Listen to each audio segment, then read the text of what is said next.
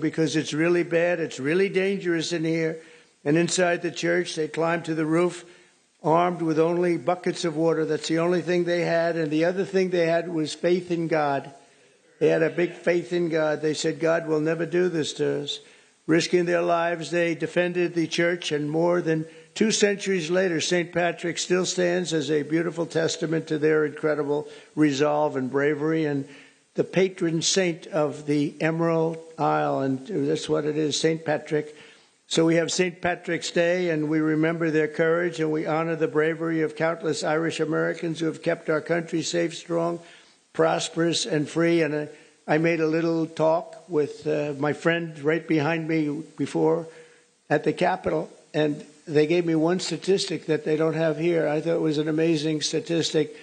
50% of the people that won the Congressional Medal of Honor were Irish. Can you imagine?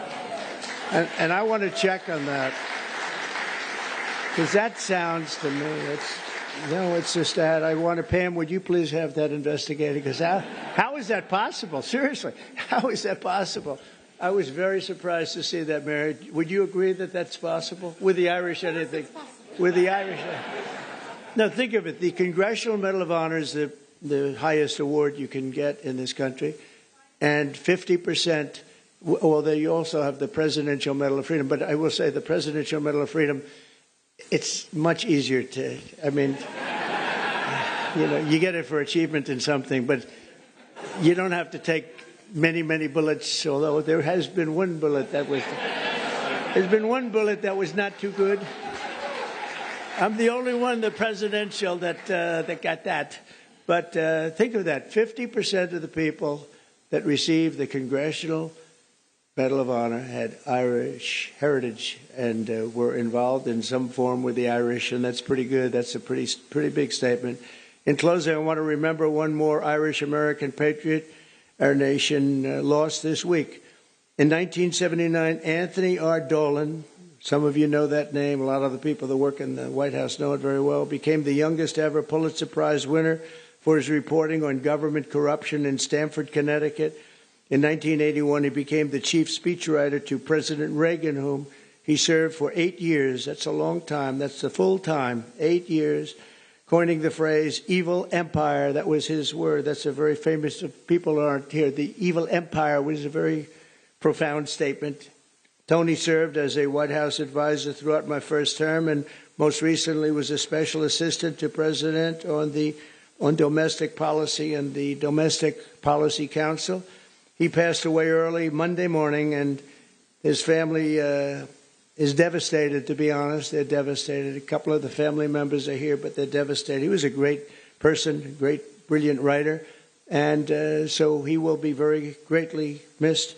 And Tony is looking down on us right now, and he was so proud of what he did and his heritage. He was so proud of his heritage. So I want to thank him and his family for the incredible job they did. Once again, let me wish everyone a very happy St. Patrick's Day. And with that, I would like to ask Taoiseach Martin to say a few words. He's a very, very special man in Ireland. As you probably know, he's a very popular guy, which is not easy in Ireland. And it's an honor to have both Mary and Michael here with us, because we really, we've gotten to know each other very well, and they're great people. Thank you very much, everybody.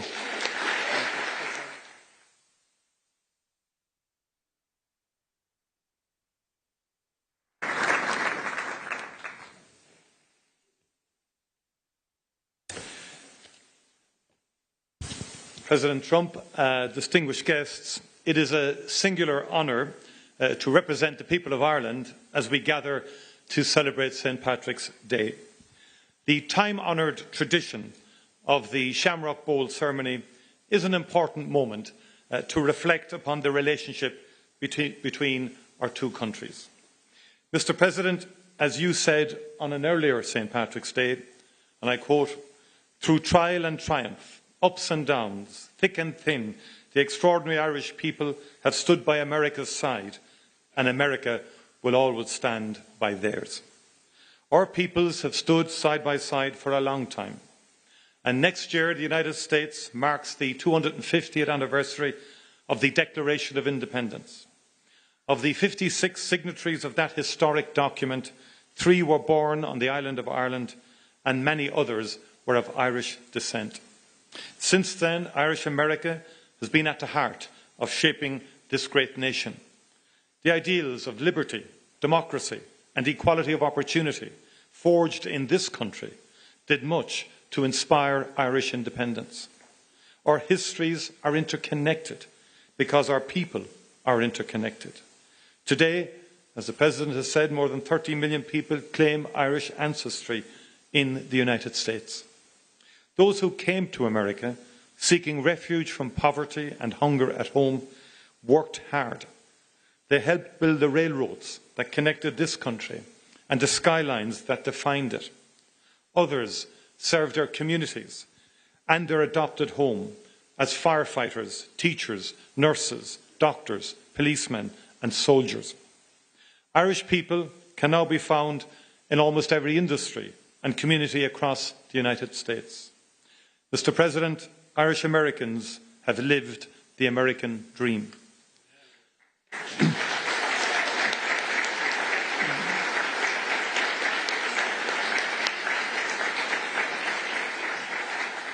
I saw that for myself earlier this week in the great state of Texas, where I met Governor Greg Abbott, attended South by Southwest and learned about exciting economic opportunities that abound in the Lone Star State. I met with Texan-based companies using Ireland as a gateway into the European market, as well as the Irish companies investing in and buying from Texas. All across the United States, men and women go to work every morning in Irish-owned companies. These companies play a key role in the US economy, operating in every sector, in every state. Some of your great American manufacturing companies count Irish buyers as their top client, with order books worth many billions of dollars supporting the jobs of thousands of fantastic American workers. Ireland is now in the top 10 as a source of foreign direct investment in the United States. Not bad for a small island.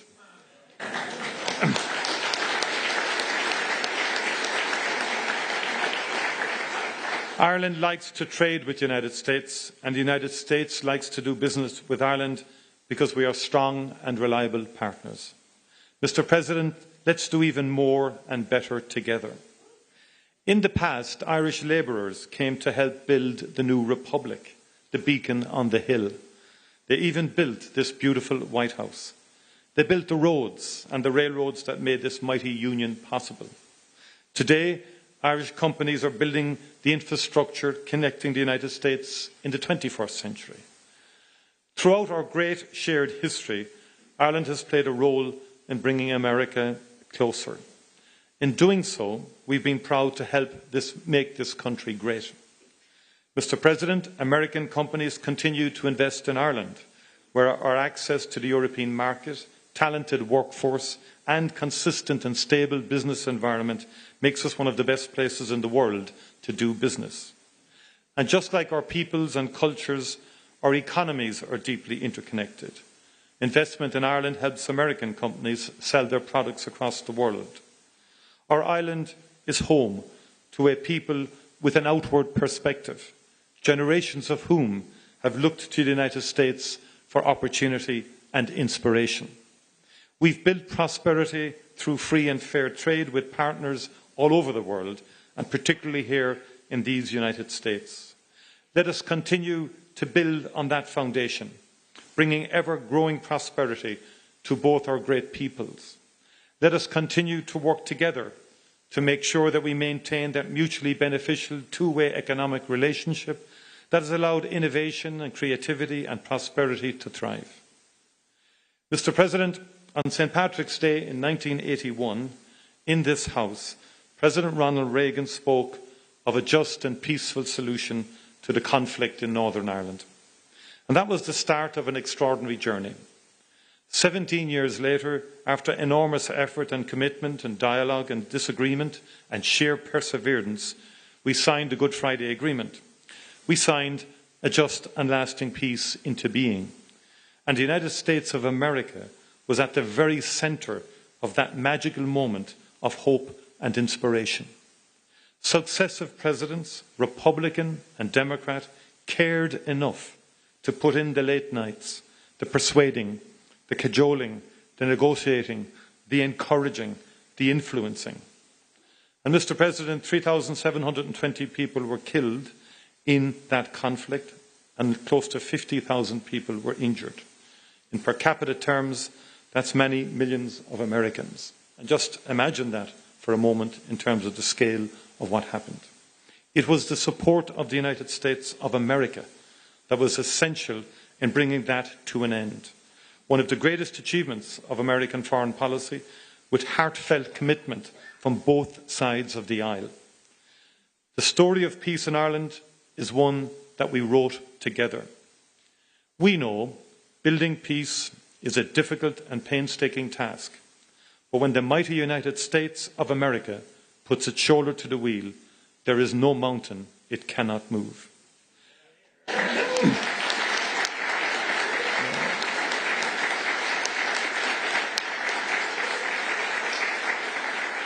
Mr. President, I welcome the unrelenting focus and energy you have brought to the search for peace in Ukraine and in the Middle East since your first days in office.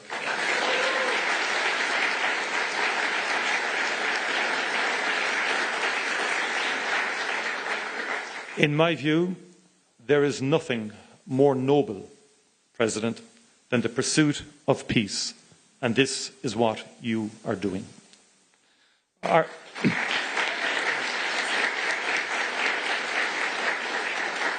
Ireland is ready to work with you and our international partners to end conflict and especially to bring just, lasting and sustainable peace to the people of Ukraine and the people of the Middle East.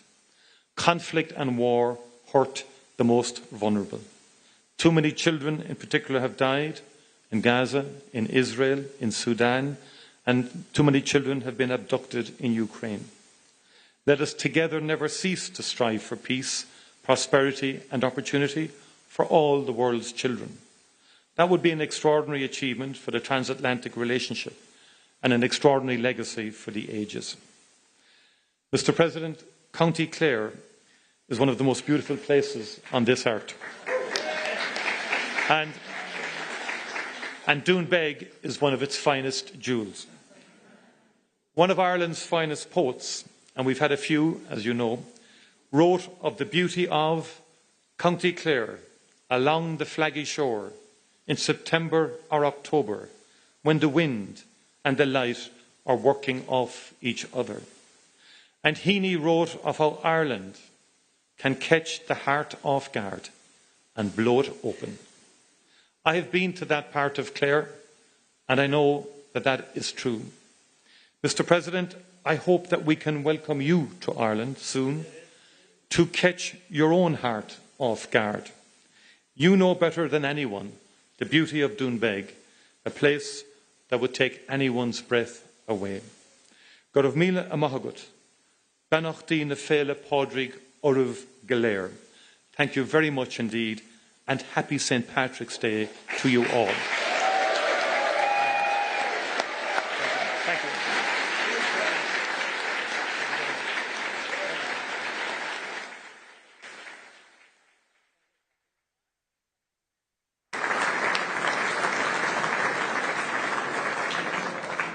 Time-honoured tradition, I'm going to present a bowl of Shamrock to President Trump.